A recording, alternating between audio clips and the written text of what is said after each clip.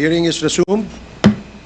So to formally start ang ating committee hearing. Simple lang naman po yung mga tanong ko. It has to do with the, kung ano din yung mga sinabi ng dating Pangulo doon sa Senate hearing. Yun. Now, Mr. Chair, I would like to direct my questions, Mr. Chair, to Rodrigo Duterte. Mr. Chair, noong October 28, sinabi ni dating Pangulong Duterte, under oath, sa harap ng Senado, and I quote, I and I alone take full legal responsibility sa lahat na nagawa ng mga pulis. Pursuant to my order, ako ang managot. At ako ang makulong, wag yung pulis na sumunod sa order ko.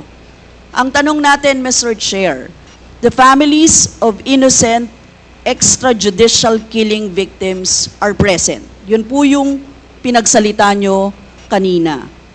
So can the former president look them in the eyes and say once more that he takes full legal responsibility for the deaths of their loved ones, Mr. Chair?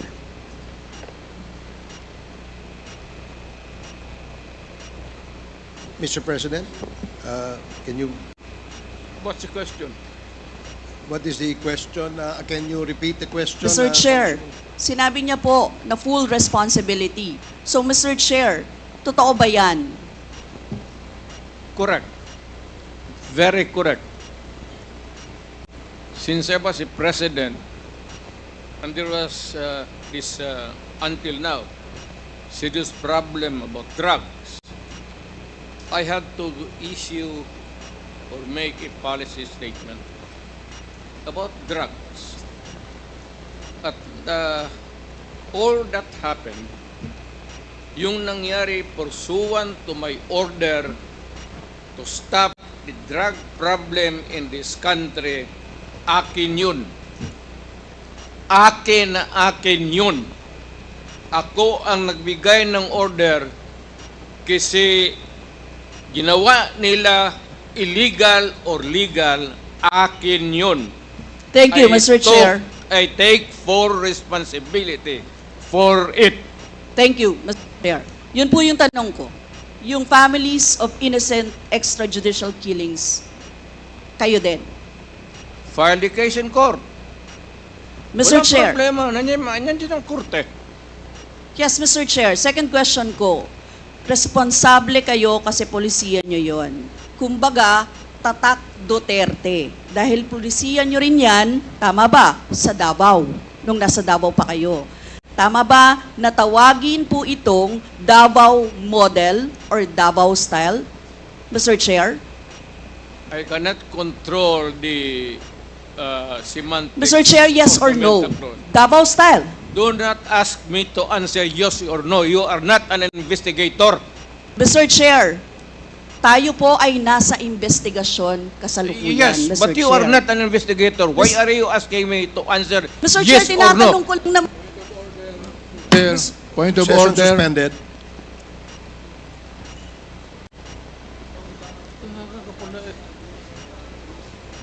Point of order, Mr. Chair. Ano ka, police? Point of order, Mr. Chair. The session is suspended for the meantime, so please, let's take time to calm things down, okay? Para ho maayos ang ating hearing sa ngayon.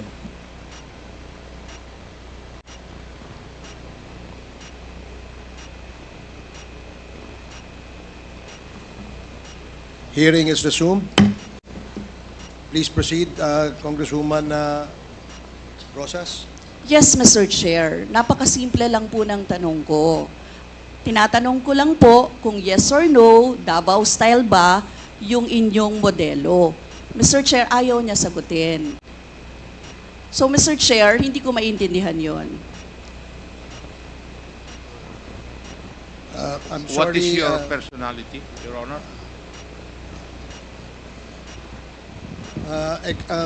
If I may, Secretary Bello, we normally, the committee does not allow the counsel of the witness to speak because the role of the counsel is limited only to counseling his client on his rights. Hanggang doon lamang po. But we cannot ask you to answer any questions that will be asked by any of the members. And that is what Thank you, is in Your the Honor. rules. Thank you, Your Honor. Actually, I'm not answering the question of Congresswoman Rosas, Your Honor.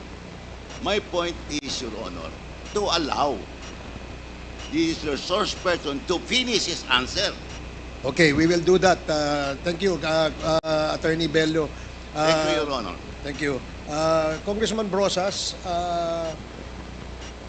maybe it is, perhaps the former president would like to elaborate on his answer. We may ask questions that is answerable by yes or no, and as much as possible, we would ask the resource person to say, only answer yes or no. But if he wishes to elaborate, and as long as it is germane and related to the answer to your question, we will allow that. But Yes. we will make it very, very short. Yes, Mr. Chair. Pwede namang mag-expound, Mr. Chair. Ang tinatanong ko lang, sa particular question na yon, maaari naman siyang sagutin ng yes or no. And then the explanation, Mr. Chair. Opo, opo. Mr. Do Pres- not control my answer, kung Your Honor. This is not an inquisition. It's a democratic process of investigation. Okay, thank you, Mr. President. Sana po, if there are questions that will be propounded by the members, hopefully, medyo, kung gusto po natin mag-elaborate, we will allow that, provided that kung maaari po sanang iksian lamang po natin nang sa ganun, malinaw. And for the members who wish to ask questions that are answerable by yes or no, please make the questions very clear para ho masagot po ng yes or no, Your Honors. So I hope para ho maayos yung ating patakbo ng ating hearing sa ngayon. So please proceed, Congresswoman Brosas. Yes, Mr. Chair. Mr. Chair, ang tanong ko, sinasabi nyo rin na ang war on drugs ay talagang utos nyo. Diba?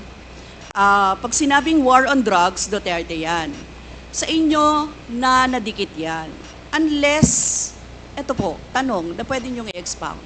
May iba kayong gustong itawag doon? Meron po ba kayong gustong ibang itawag doon? Wala na po. Sabi ko, I assume full responsibility for whatever happened in the actions taken by the law enforcement agencies of this country to stop the drugs or the serious problem of the drugs affecting our people. Mr. Chair, next question. Nung naging mayor po kayo, sabi nyo naging safe ang Davao. Tama po ba? That would be that should be answered by a third person. I would not be answering that. It would be presumptuous of me to conclude. Hindi ako magsabi. I never said that Davao City was not publicly. Mr. Chair, as mayor, masasabi nyo na naging safe ang Davao sa panahon nyo? Talaga. Kasi Talaga. walang kriminal sa kalye, Talaga. walang snatcher, Walang snatcher. walang akyat bahay, Walang akyat bahay. walang magnanakaw, Walang magnanakaw. walang mamamatay tao. Walang mamatay tao. So yun po lahat? Yes. Oh. So walang mga kriminal o walang insidente ng kriminalidad. Bakit po? Merong mga incident, not totally. It would be a dream of a city not to have any criminal incidents or violence. Pero overall, Davao City was safe. If the test or standard would be that a citizen of the city can walk all over the city and men and children can go home safely, unmolested, undisturbed. That was the standard that I gave to the police of Davao City. Mr. Chair, I would like to ask, no, hindi ba nagkandamatay sila sa panahon na yon? Marami po. Sino-sino po ang mga pumatay?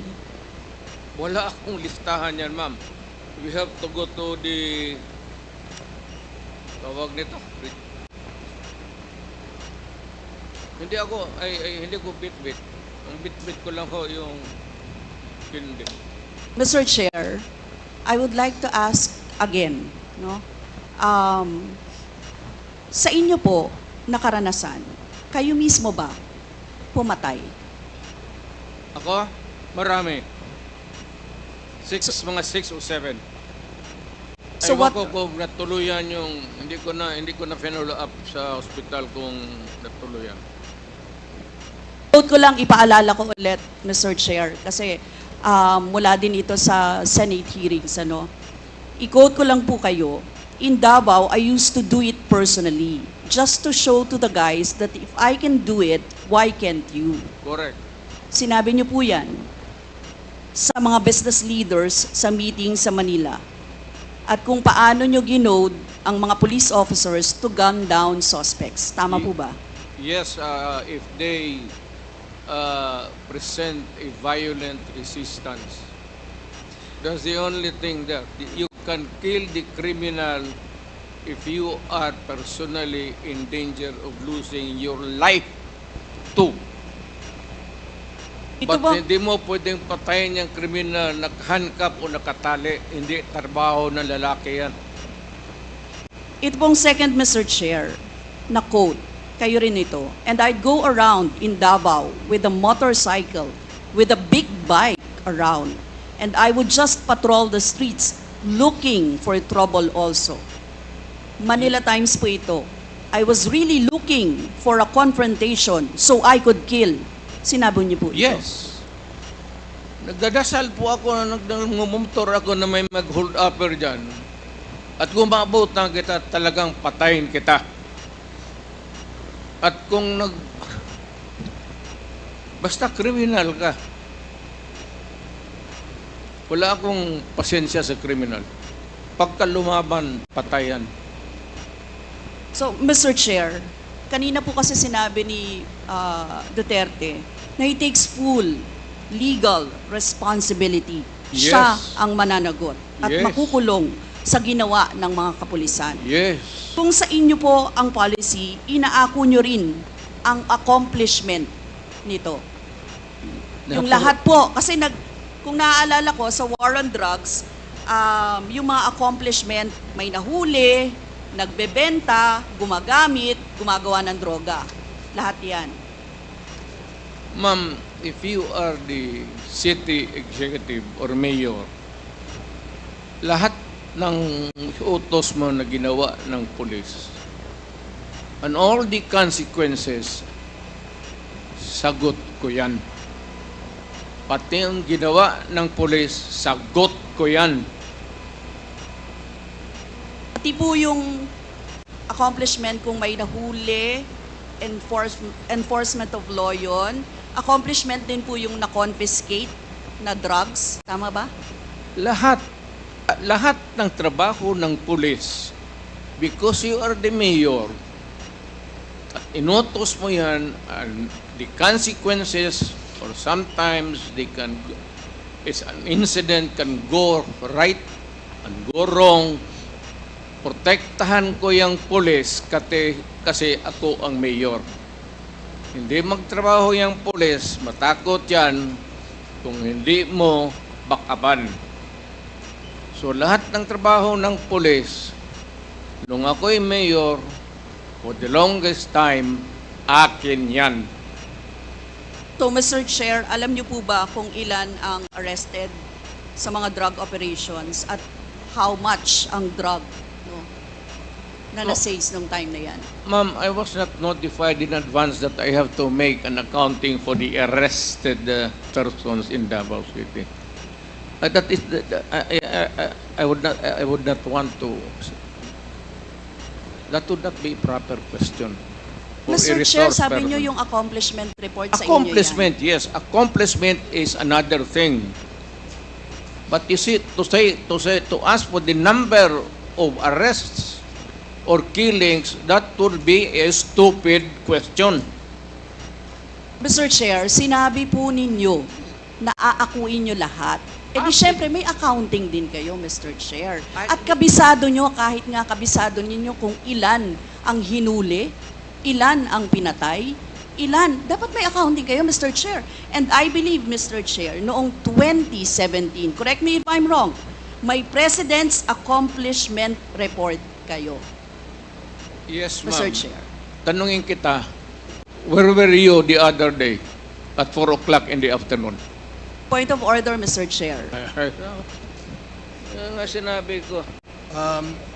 Yes, may I remind our resource person, Mr. President, maaari po ay wag po, iwasan po natin magtanong sa ating po mga membro.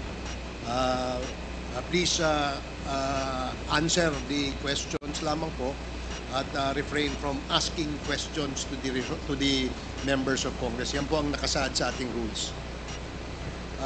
Please continue, Congresswoman Brosas. Thank you, Mr. Chair.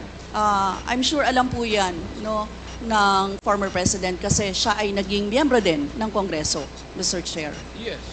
Yes, Mr. Chair, 2017 President Accomplishment Report meron, sinabi nyo rin naman.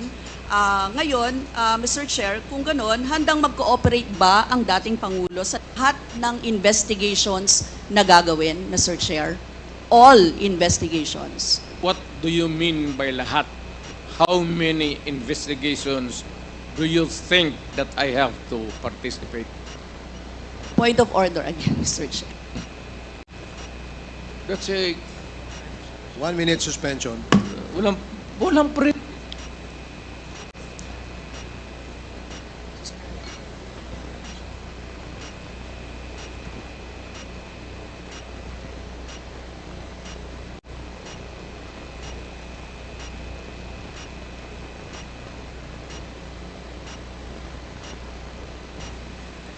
Hearing is resumed.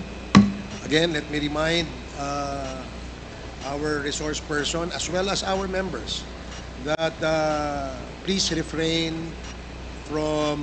for the resource person, refrain from asking questions to the members. Please limit your reply to the questions being asked. At sa atin naman po mga members, please go straight to the point. Ask the resource person the question that you wish to be answered. Direkta, para ho hindi tayo magtagal. Mr. Chair, Yes, you have, Congresswoman Brosas, you have 4 more minutes. Mr. Chair, may I interrupt? Uh, I am asking the... Is this related, Mr. President, Yes, to the it is question? related. I am asking yung tatanong to lay the predicate first Okay, before, sige po. para hindi tayo mawala. Sige po. Congresswoman Brosas, I hope you can consider the opinion of the resource person by laying the predicate before you ask the question directly to the former president. Yes, Mr. Chair. Mr. Chair, siguro, tatanong ko na lang diretso, Mr. Chair. Yung former president ba ay willing na mag-cooperate sa investigation sa ICC? Kaugnay dito? ICC, ma'am.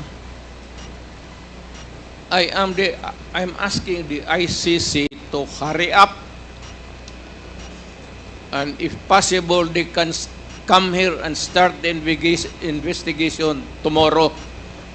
This issue has been left hanging for so many years. Matagal, ma'am, baka mamatay na ako, hindi na nila ako maimbestiga. So I'm asking the ICC through you na magpunta na sila dito bukas, umpisahan na nila ang investigation. And if I am found guilty, I will go to prison and rot there for all time. Mr. Chair, balikan ko lang yung isa ko pang tanong, Mr. Chair. Ito sa Senate hearing dito, Mr. Chair. Sinabi ni former President Duterte, encourage the criminals to fight. Encourage them to draw their guns. Yan ang instruction ko. End of quote. And the only way na hindi kayo makulong and to justify the killing is bigyan mo talaga ng panahon na lumaban. Tama po ba? Yan ang sinabi ninyo. Yes, because that would be justified kung lumaban. Yan, kasunod pa lang po yung Ang question ko. utos ko- Ang question ko po ay, bakit nyo ini-encourage yung kriminal na lumaban? Para medyo maminus-minus ang problema sa syudad ko,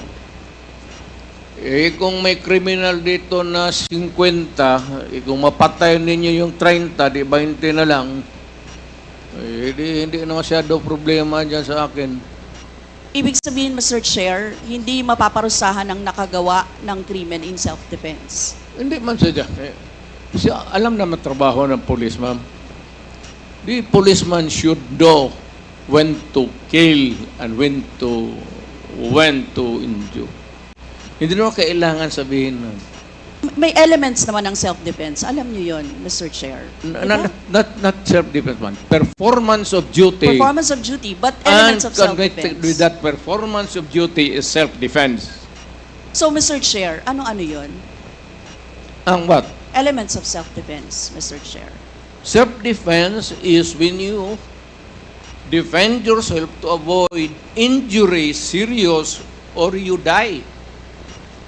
That is applicable also to a policeman who is performing his duty, because the policeman has to confront, ang civilian has to iwasan. But a policeman, a law officer, if you are a law officer, you have to confront the criminal. Ang sanabi ko sa kanila, huwag kang pumunta dito sa akin isina na may sugat ka, sipain kita, patayin mo. Bakit ikaw ang may sugat? Wala akong